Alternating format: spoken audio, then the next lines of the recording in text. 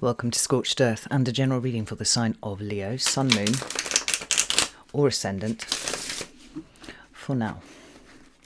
We're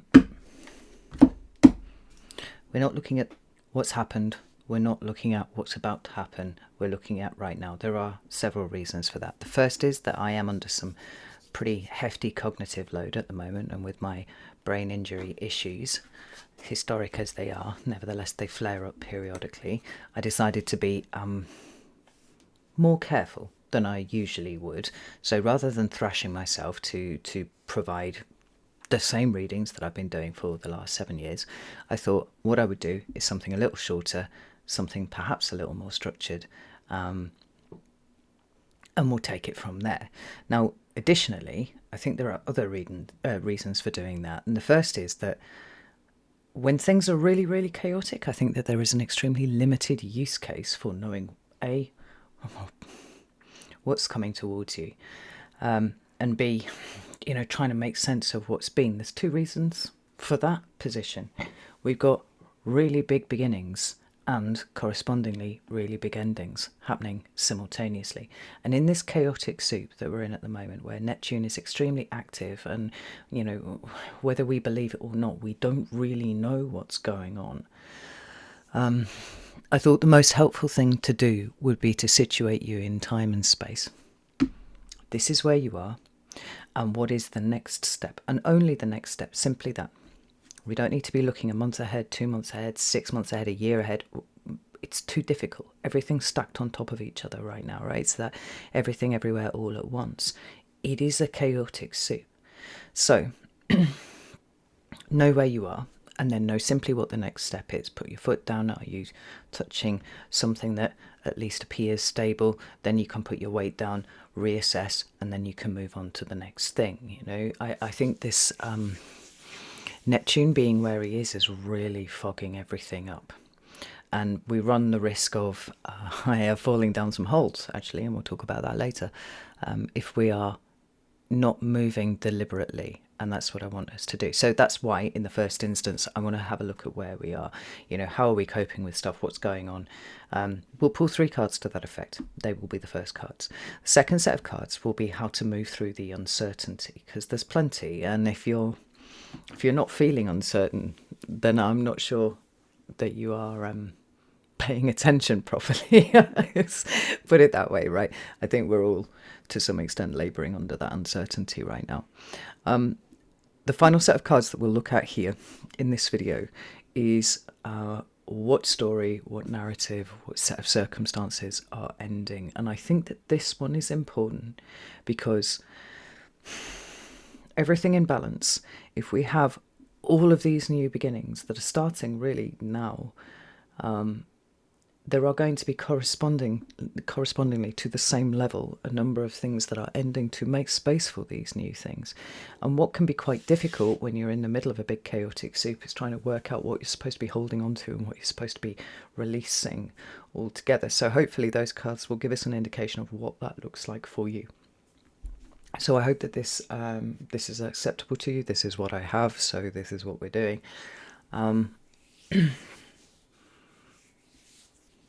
Yeah, and in the extended, what we're going to look at is, firstly, any potential pitfalls or shadow traps that are kind of around us, maybe just on the other side of the fog. Because I think if we are aware that they're there, it sharpens up the mind for the deliberate movement. We're not likely to just bolt in a direction, right? So be aware, and those obviously are going to be very Leo specific. And we're going to look at, some advice of how to navigate through that bit there. We're going to finish up with this Oracle deck here, a card from that Oracle deck. This is the Spiral Oracle. If you've been with me for a while, you'll remember this deck because I use it. I'm actually quite sparing with how I use Oracle decks, but this one and the Kali Oracle, Liminal Forest, I really like those. So we'll finish out with one of those at the extended, and if you want to do that, the link will be in the description box at the end. So, like I said, I hope this is okay. This is what I've got for you. I can't do anything else, so I'm going to do what I can.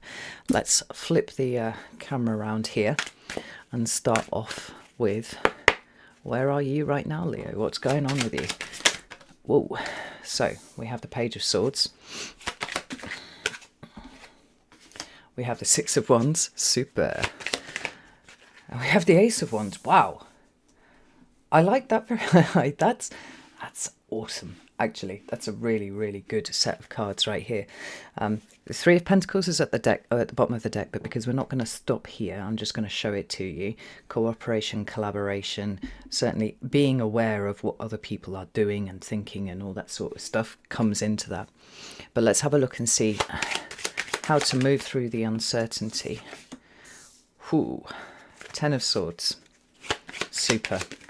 Actually, that actually corresponds really well with what I'm seeing up here. We have the Strength card and the Temperance card. That's Leo and Sagittarius respectively. So there's a lot of, it's all air and fire at this point.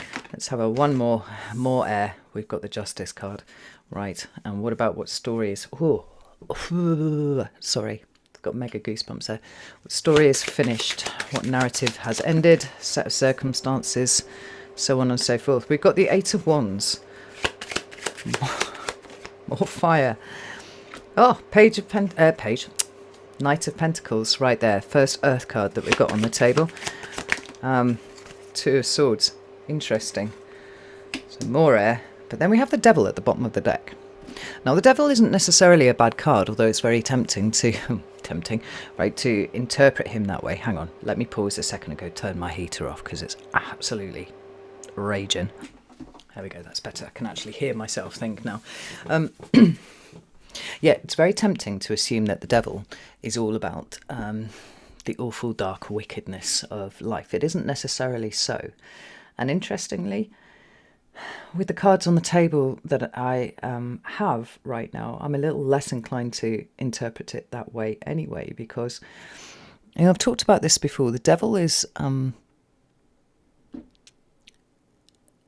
everything material is the Devil's domain, right? So planet Earth, full stop, belongs to, in some way or another, to the Devil. Now, I see the Devil come up with the High Priestess quite often for artists, because what we've got is the inspiration that's being channeled down through the High Priestess, and then we've got the ability to give it form, which is very much a Devil consideration right there. What do we have underneath there? Four of Pentacles.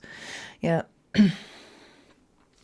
There's some indication here, and I feel like it's awareness driven for you, Leo, that there's movement coming up, and it's not all that predictable. Now the Four of Pentacles was underneath there. I mean, between the two of these are both quite stuck energies. They represent stuck energies, and I think it's a difficult time to be a fixed sign. So much is changing, it sort of runs entirely counter to what a fixed sign is built for, which is consistency. It's holding up the season, right? It's carrying the season, in fact. So everything's always just an adjustment back to normal operating procedures with fixed signs. If something's out of alignment, right, we put it straight so we can go back to it being how it was. And of course, we're in a period of time where nothing is what it was. It isn't yet what it will be. We are indeed in a transitional state between. But these cards up here at the top make me feel a lot better about that, and even the Four of Pentacles underneath it, than I might do ordinarily, because these represent to some extent like the springboard. And we've got the Page of Swords here, and I love the fact that it's the first card out for you, because this is an open mind. And it's so very fucking important. Like the open mind is the first step, if you will, towards changing your behavior, changing your actions, changing all sorts of things. And in fact, we see that here in the Ace of Wands. It's like, if I realize that I don't have all of the answers and I don't know exactly what's going on, right, it would be the point of the page to come and be an observer, to gather this information, to ensure our success moving forward, how we change and adapt to the circumstances that are in front of us. And to some extent, like I said, like recognizing that these are energies that we're springboarding from, even if you are surrounded by people who are not doing the same. And I don't know why that's come up, but that is important. It doesn't feel isolating exactly, Leo. But the extent to which you've got an open mind about what happens next, and indeed where your own journey will take you, I don't feel is necessarily well matched with the people around you, and I don't know why that is. I'm pleased to report, though, it's not like it's sending you into some sort of spiral. You seem quite comfortable with this. Maybe some of you have been proven correct about, certain positions that you've held. Was it exonerated? Maybe, I don't know. There's certainly this sense that you're walking in your integrity right now, but it's humble. It's got a humble mindset accompanying it, and that's so fucking important, because, and I'm sure it will come up in the extended, when we're talking about potential pitfalls or traps of the shadow that may be lurking just out of view for us to fall into.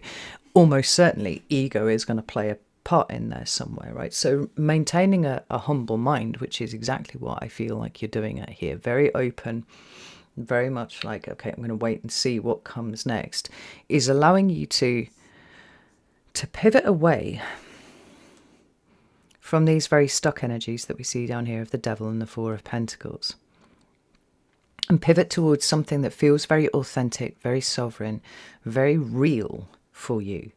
There's a realness about all the energies that are on the table here, Leo, that's really quite interesting. To the extent that it feels like you've completely immersed yourself in a new kind of reality. Oh, beautiful. Okay. I see what the cards are saying now. It's about embodiment. It's absolutely about embodiment. Wow. Okay. I really like this, Leo. Like I said, it's humble. It's avoiding the ego. But it's absolutely aligning with your integrity. I mean, you're getting ready for movement, although I don't even know if you're aware that you're getting ready for movement yet. I don't know. I don't know about you, but I noticed the vibe shift when Neptune moved into Aries. Now, I live on my Neptune line, like literally on top of my Neptune line. So any changes to that are almost, immediately observable by me. But it was considerably stronger when Saturn moved into Aries. And there's something about the way that the two are working together, which, to some extent is incredibly confusing and very chaotic for a lot of people. But there's something that just sort of seems to be making sense for Leo here. And so it's having you lean into it. Right, really understand the energies of the moment. They feel real, and you feel like you are embodying them to such an extent that there's a confidence without being cocky. There's the kind of confidence that comes from moving in your integrity, even if other people are not doing the same. And again, I feel like there are people around you who are not doing that, and they're becoming even more obvious now you are holding this position. But you're getting ready for a pivot, right? And if the pivot is like, I need to change my behavior in light of whatever new information comes along, like that's something that you're prepared to do. But there's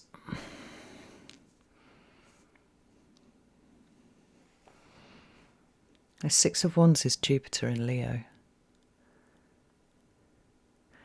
which gives it an expansive feeling in the same way that we get an expansive feeling from the Page of Swords. Like you feel really connected. You feel really, really tuned in, Leo. And this is interesting because 2025 was rough, and to some extent half of 2024 was rough for you as well. And I'm thinking back to that Mars retrograde, halted in Leo and then it backtracked through Leo and then sat in Cancer for fucking ever, right? It was a rough time for you. And I don't think the movement's here yet, but it's the readiness for it. you feel aligned.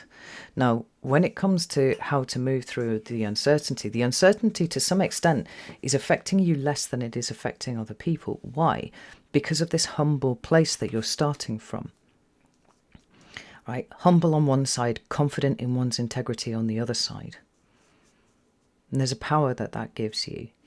But here, recognize the limits of your thinking. This is why I said it's so important that it started off with that very humble, very open-minded energy here. I don't have all the answers. I don't know what it means.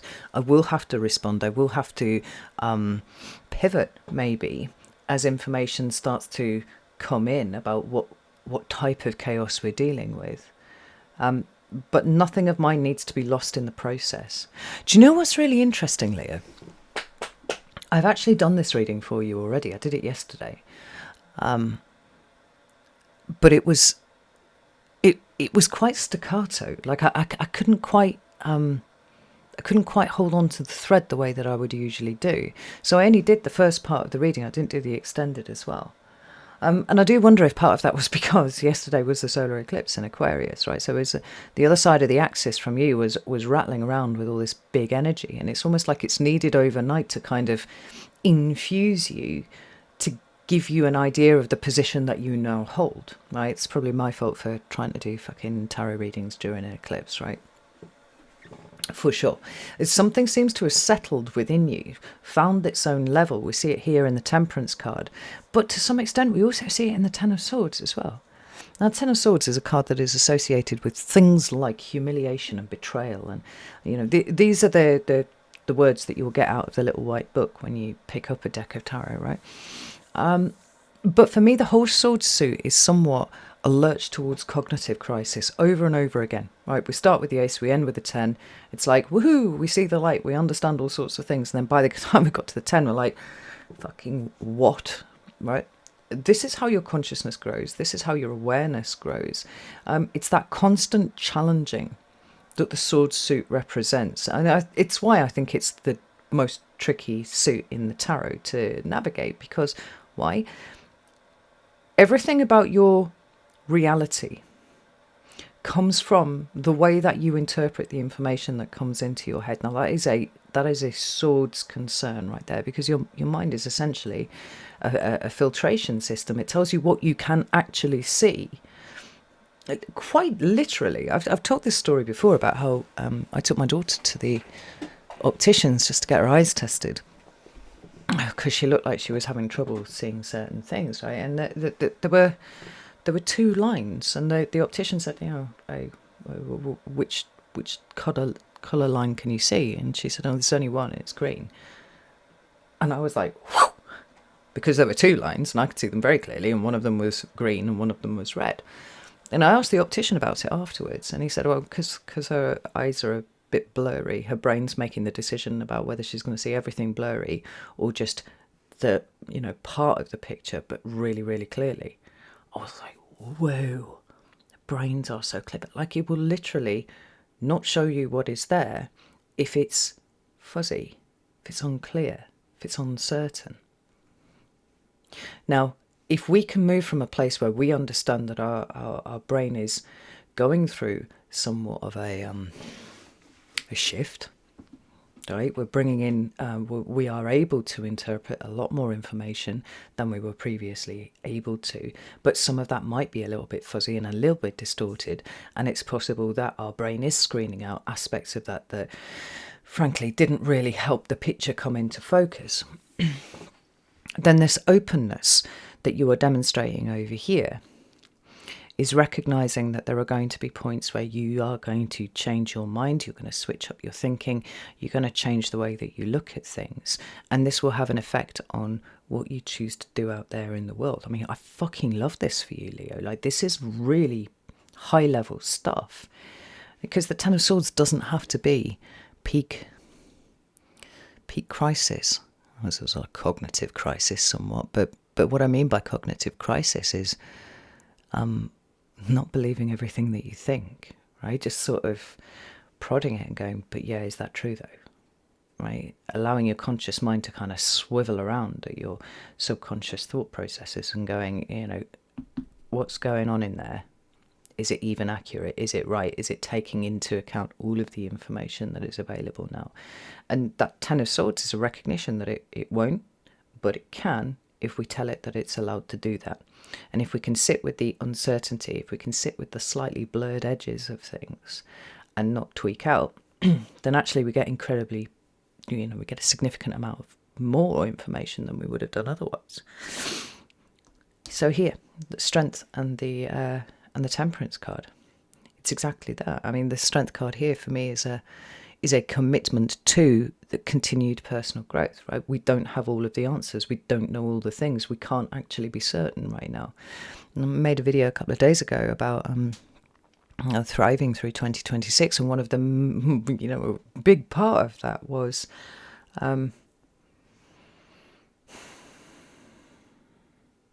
having the strength and the courage to accept that certainty doesn't exist and that we can still exist nonetheless. Because when brains get frightened, when emotions get triggered, we tend to clutch at the things that we think are certain, or that we want to be certain, and then loudly proclaim those. And actually it takes a tremendous amount of character to be able to step back and say, I'm not sure. Actually, I'm not sure. And that's okay.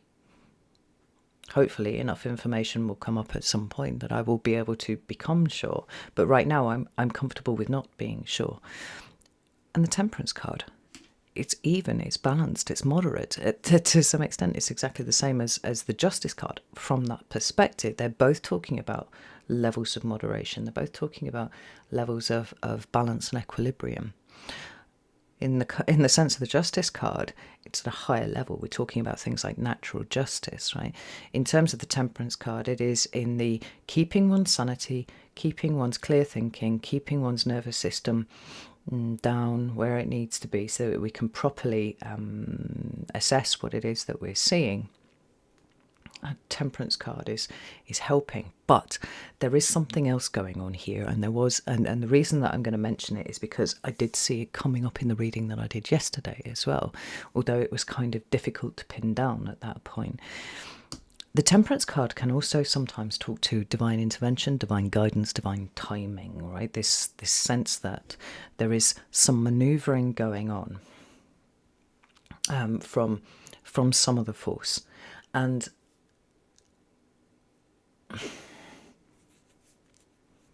it's like everything that happens from here on out, Leo, is really important.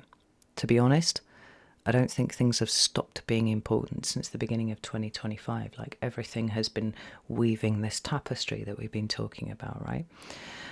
But it's cranking up a notch here, particularly in terms of your personal development and your personal growth, and the reserves of strength that you have within you to tolerate things like uncertainty, to tolerate changing your position on things, right? Checking your own ego.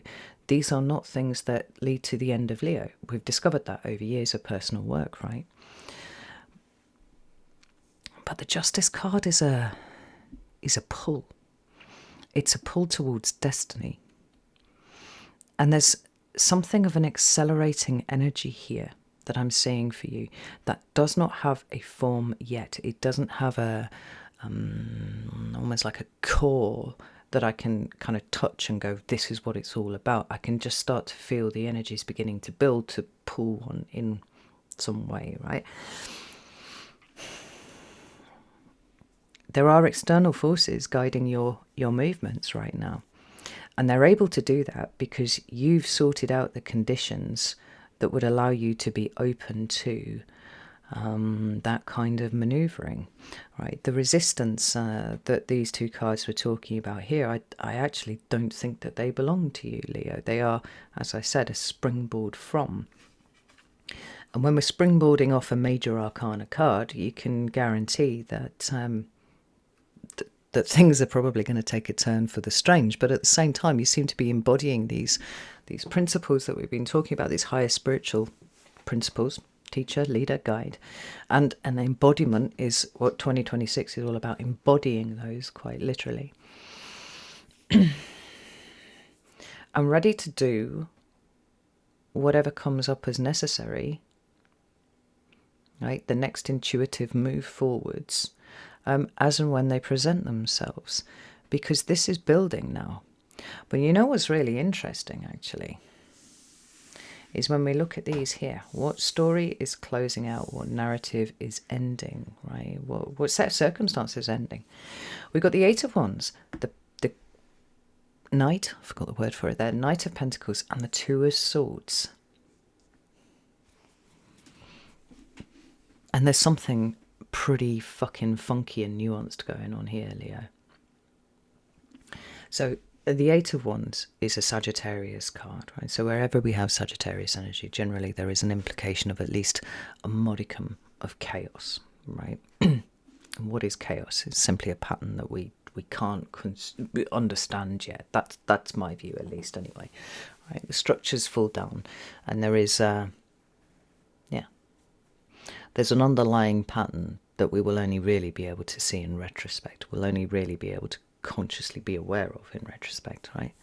So that's what's guiding you up here. But it's certainly in the moment down here, there's something kind of chaotic which we thought was taking us in one direction and is going to take us in another. I'm sure this same card came up yesterday. I'm absolutely certain of it.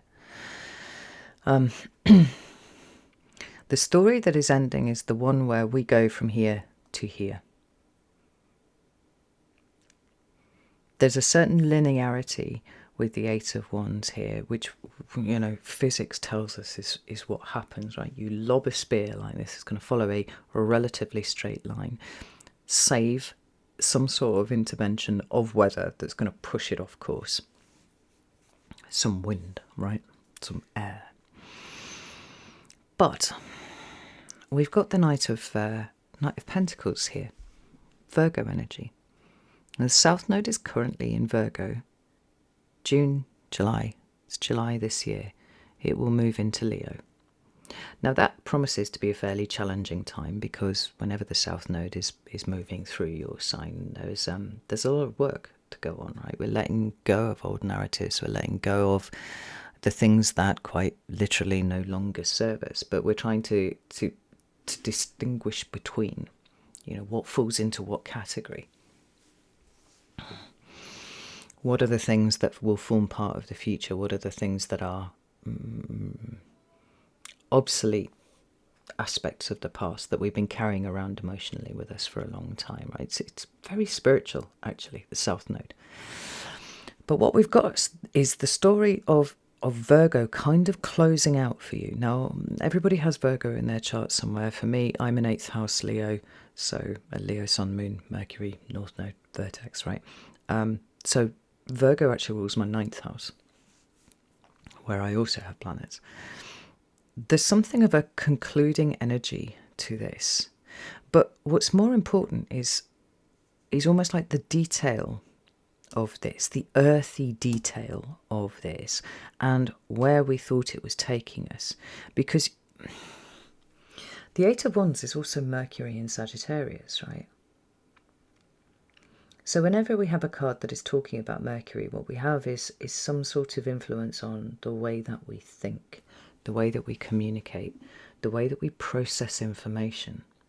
So this highly detailed oriented version of reality that we've been working to, and it does feel like this is strongly what this is talking about, where there seemed to be a fairly obvious move from A to B, predictability, you know, linearity, all that kind of thing. Like, it's closing out. And it's closing out because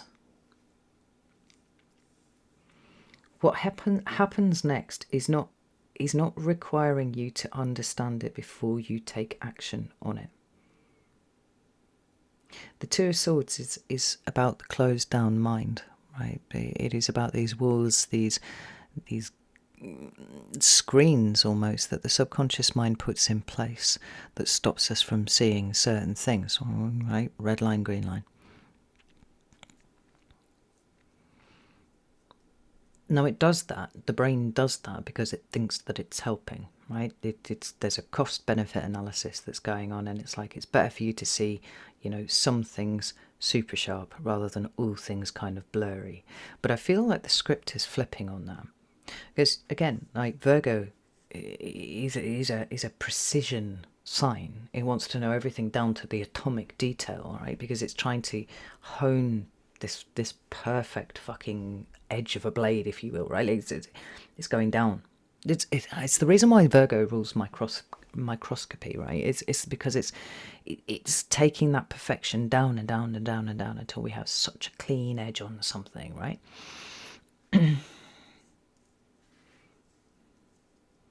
But I feel like what's taking the place of an almost like Virgo level understanding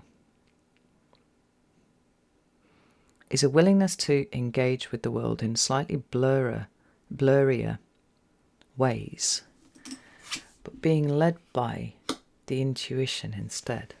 Now, some people will tell you that intuition is a water sign thing. They're wrong. Intuition is of fire. Intuition is the thing that makes you duck, when you just feel like there's something moving towards you. Intuition is the thing that makes you turn around and look because you can feel somebody looking at you. Intuition is the thing that made me decide quite randomly that I was going to move out of a group of people that I'd been standing in, pinked in like this, and move to the edge out of the way of something literally just before something really fucking awful happened to that group of people exactly where I was fucking standing. That's intuition. It's nothing to do with emotions. It's nothing to do with water. It's almost like it's a precognitive sense that just drops in somewhere, And I think that you're moving from that place. I think it's intuition led and everything else is coming after. But there's been, to be clear, in the world that we live in the way that we've all been raised, even in terms of things like education systems, right? We're taught we have to process things in our brain first. There's a dominance of the mind, right? But in the circumstances that I've explained it to you already, where your mind is sieving out information that it doesn't think you need to know right now,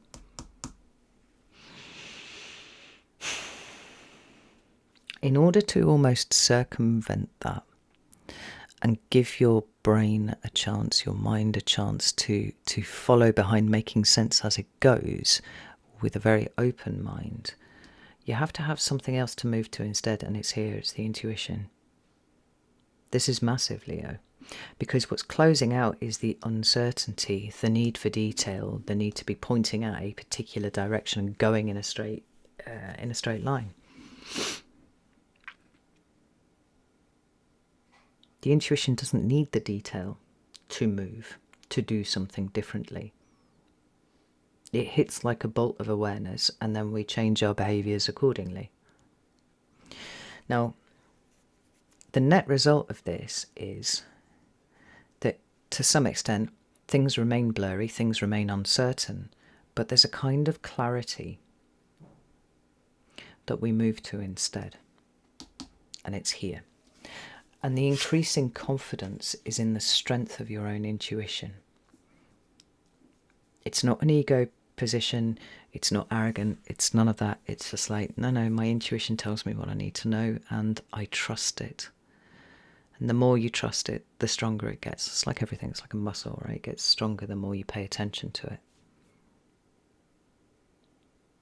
And it can be canny fucking specific, actually, sometimes.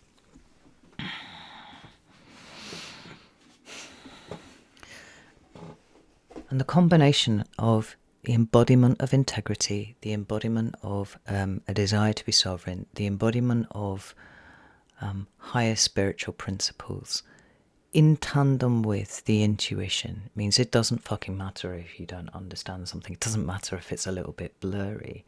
You trust that you will be where you need to be, you will speak to who you need to speak to, You will do what you need to do. And you're being guided by something higher now, Leo. It's right there. And to some extent, we've got a propulsion going on during this time. And it's propelling you away from this. You know, the thing that I thought you as a fixed sign would have a real problem with actually is just letting go of the status quo. And that's not just directed at Leo. I mean, that's all fixed signs.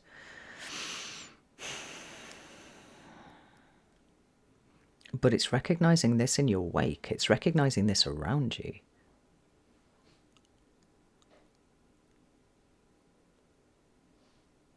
This is fascinating. To my mind, this is a really good place for you to be. And if this reading resonates with you and you say, oh yeah, like I have been actually doing things from an intuition perspective a little bit more often than I might have done before, then the message here is to continue down that road, to continue with it. You know, I've spoken about things like ontological shock and people's idea of reality collapsing and not actually being able to cognitively hold on to what all of that means, right? That the ontological shock thing. But these are the people who are up here and who do not believe that they could have anything other than a solid and certain view of what reality actually is. Right? You're coming from a place where you're like me. I am well aware that there's many more things going on in this universe than I'm privy to. And I can't expect to understand them, but I'm not going to shield. And I would almost say, like, you've somehow managed to communicate with your subconscious enough to say, don't shield me from what feels blurry and uncertain.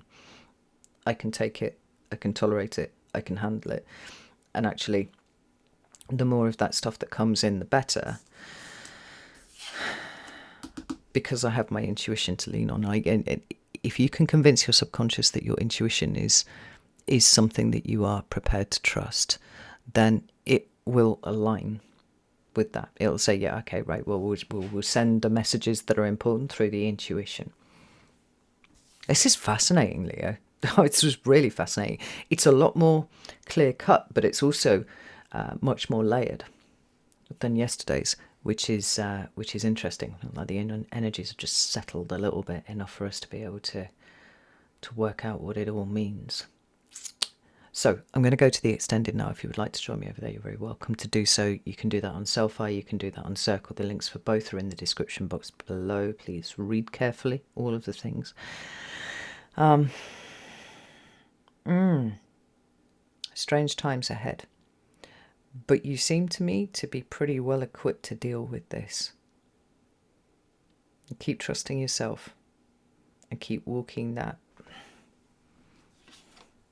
autonomous and sovereign path, Leo. Because it is walking that path that is keeping you open enough for the universe to step in and go, like, you know, come this way. This is that now, that way a little bit, Leo. This is strong. All right, and I leave it here. Know that I love you all very, very much. And I'll see you soon.